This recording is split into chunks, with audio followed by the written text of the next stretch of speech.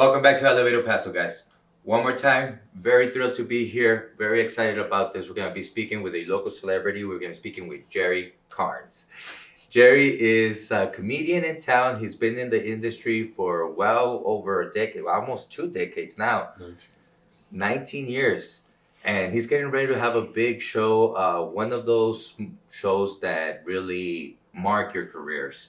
But we'll let him tell us a little bit more about this. Jerry, how are you, brother? Good, brother. And you, man? I'm doing well. Thank you, brother, for the opportunity to speak with you. No, thanks for having me. It's a pleasure. I hear you got a big show coming up. It's a father's love. a father's love. Yes, it's gonna be June 17th, the Saturday before Father's Day, inside McKelligan Canyon. And this is not in the amphitheater, right? No, I wish it was in the amphitheater, but they charge too much. But it's what we're doing is getting the biggest picnic area, number 3, and we're converting all that into a comedy club. Very cool. Just under the stars. That's beautiful. That's beautiful. We'll get a little bit more into that in a second. But before we do that, let's learn a little bit more about you. I mean, you've been doing this for the last 2 decades in our local area. What has that been like? Tell us about your career. It's been fun. It's been grateful, and I'm grateful for it, bro. I've met a lot of great people, made a lot of good friends, made a lot of great enemies. But the support has grown. You know, I started doing comedy 19 years ago when it was just one place providing comedy, you know, and to get into that place, you had to get better. Yeah. So what better way to just go and put yourself out? And I did all the bars, the metal shows. That's how I started, introducing metal bands, bro. Really? While they were setting up, and then okay, here's this band, and But it's been great, bro. I'm grateful for the experience. A lot of beautiful people I've met from Oklahoma to California. Yeah. Yeah, doing comedy. What's one of the memories that sticks out the most? I know these comedy clubs get pretty wild. Probably the time I got a beer thrown at me. Oh, wow. Here in town? Yeah. Yeah. In Central, I was running a show at Coconuts right down Piedras. I was there for 8 years, every Tuesday, bro. Yeah. And one day, and that crowd was rowdy. That's where you learned to be a comic. You know, you're just going to go up there and be shy and then hope people laugh. Nah, you have to make them laugh. Yeah. And they laugh, you know, and they wanted you to shut up. And one time I got this guy riled up and they're kicking him out. And he threw a brand new 16-ounce land shark across my face. And it just... And I just felt the wetness, and I looked, and I was like, God, man, I could have drank that beer. Now, that's when everyone left. Yeah. But yeah, that's the most memorable one, I think. Oh, wow. Well, then let's hope they get better. Oh, yeah, that was in our beginning, like my first 10 years. Bro. Yeah. So, yeah. I've gotten better since, I hope. And so... From that, you've seen El Paso evolve so much. I mean, comedy has been more of a mainstream thing lately, especially stand-up with people like Joe Rogan and all these people making it much more mainstream. Yeah. How do you see the scene evolve here? It's getting more supportive. People are actually coming out to the shows now. You know, I remember the days we used to do shows, open mics for 3 people, bro. Showcases for 10 people, you know, and the bar would be like, oh man, you guys brought in the crowd. Okay. And now, thank God we do a show, we put a show together and there's 20, 30 people. And now I'm trying to put 250 people together. Yeah. So it's beautiful, bro, watching people come to laugh. Yeah, yeah.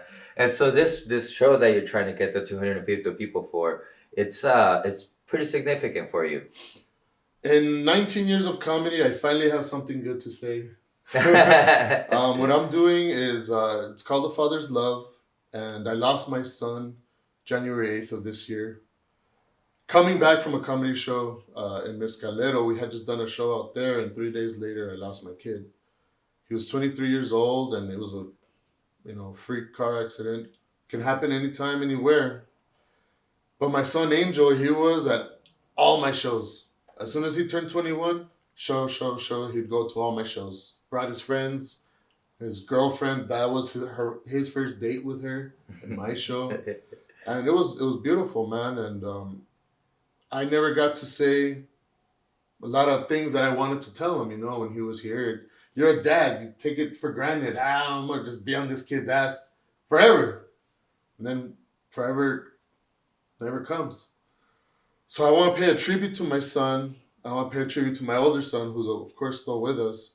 I want them to know how I feel, and I wanted to help open up more father love, within the community, and anyone who can see this show, which we're filming for distribution, so that we can bring more fatherly love, have more dads who probably feel the way I feel to do what I want to do. You know what I mean? Tell their kids they love them, and it's hard for us guys. We're either macho, or we're confused, or we're drunk, or we're just putting in too much time at work. We take for granted that we see our kids every day, and Yeah. what do you do when you don't? And let's dwell on that a little bit because it is important. The foundation to society is fatherhood. It is having that home and that figure that allows you to have somebody to look up to and have some guidance. And it is something in our culture that makes it hard for men to communicate feelings. So I do think it's important for them to see somebody who is out there being a cool guy and still being able to express Oh, himself.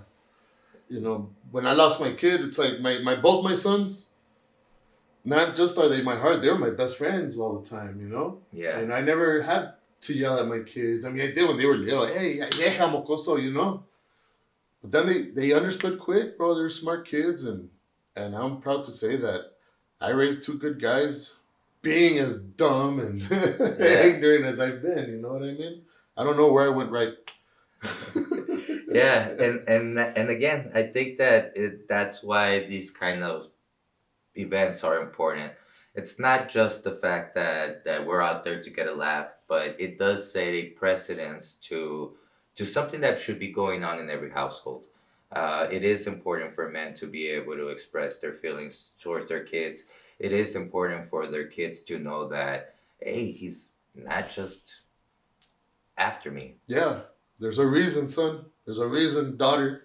Yeah. There's a reason. And I mean, dads are important. And I know everyone's situation is different. Um, I didn't do comedy out of town when they were little because I didn't want to be a Rolling Stone. Yeah. I enjoyed seeing my kids. I enjoyed tucking them in and waking up to them. And once I got to a point where, hey, Dad, go make some money. We're old now. And that's when I started traveling out more, but because my kids gave me permission. Yeah, and I think that the privilege of fatherhood is underestimated. Blows my mind to see how irresponsible some people could be. Yeah. I mean, the fact that you have this life that you brought into the world, and it completely changes the way that you are, and it completely changes the way that your life is. So it is something that is important for everybody to be very much aware of. Once again, I do strongly believe that fathers are the foundation to society, and the better job we do with that, the better society we're gonna have. Definitely. Even if dad stays home washing dishes. You still need dad. You still need dad. Well, I think the most important thing is that presence. The presence. The presence, the guidance. Even in my situation, I have a daughter, a beautiful 17-year-old daughter, and our relationship, she hasn't always lived with me. But the fact that I've been consistently present in her life and very much involved with not just the school functions or the dance events, but the ongoings of her life, the latest boyfriend or whatever it is, has allowed for us to have an amazing relationship that I'm very grateful for. So it's not one of those situations where we're forcing some old school way of looking at family.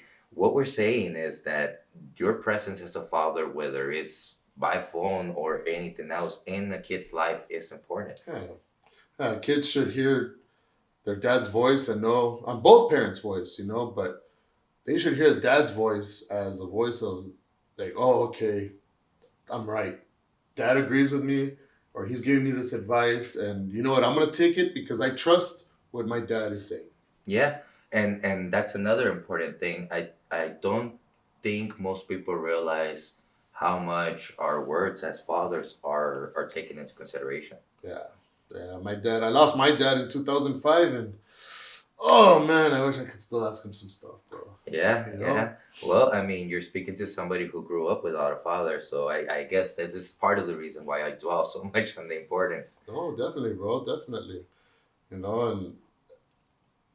you know the importance because you got your kid. Yeah. A daughter? God, I don't know how I don't even think I could. I don't know what I would do with a daughter. But the first thing I would do is if I had a daughter, I mean, the same thing I did with my children, my sons, was respect yourself and make Yeah. sure they respect you. Yeah, of And course. if they hit you, you hit them first. You get them, mija. Yeah, that's right. She's learning how to box. MMA, jiu-jitsu. No, you better believe it. Yeah. Oh, yeah. Even wrestling. Oh, right to the eyes. No, yeah, we definitely got those bases covered. Definitely nice. You did a good job, brother. No, let's go back to this show. People that are interested going to see it, where can they find more information about it? You can follow me on Facebook, on Instagram, JerryKarnes 915 on Instagram, JerryKarnes ElMalkreado on Facebook. I'm selling the tickets directly to you guys. You can cash at me, PayPal me. I'm delivering. I'm here in town, with my family in the state they're in. I'm not going anywhere out of town for a while. My family's doing really good. They're being strong, but I like to think I have a lot to do with that too. So you guys need tickets, hit me up or let Caleb know. He'll tell me and I'll bring them to you. And we'll put up a QR on screen now, and you'll be able to get those tickets in there. Yeah. So, and also the event page, A Father's Love, also has QR cards on. So, or just like I said, message me. I'll get them to you. I also take cash, money orders, gasoline. Yeah, this day and age, you have to. Don't give me a gallon. Very good, brother. I think that what you're doing is very admirable. I wish you the best of luck. We would definitely be there to support, and if there's anything else we could do for you, please do feel free to let us know. Before we let you go, is there anything you want us to know? I just want to let you guys know that it's going to be a great event. I've got Sam Barlow as my musical guest. I've got the very awesome Rogelio Avila as my host. Mad Street Barbecue will be there at 7. Have everything ready by 7:30 so people can eat, munch in the canyon. Maybe I'll bring some bug repellent. I don't know. It is BYOB, so you can bring your own drinks. Oh, cool. So, it's we've got permission to have fun there till midnight. Awesome. Jerry, thank you so much. Thank you, Caleb. Keep Thank you, it El up, brother. Paso.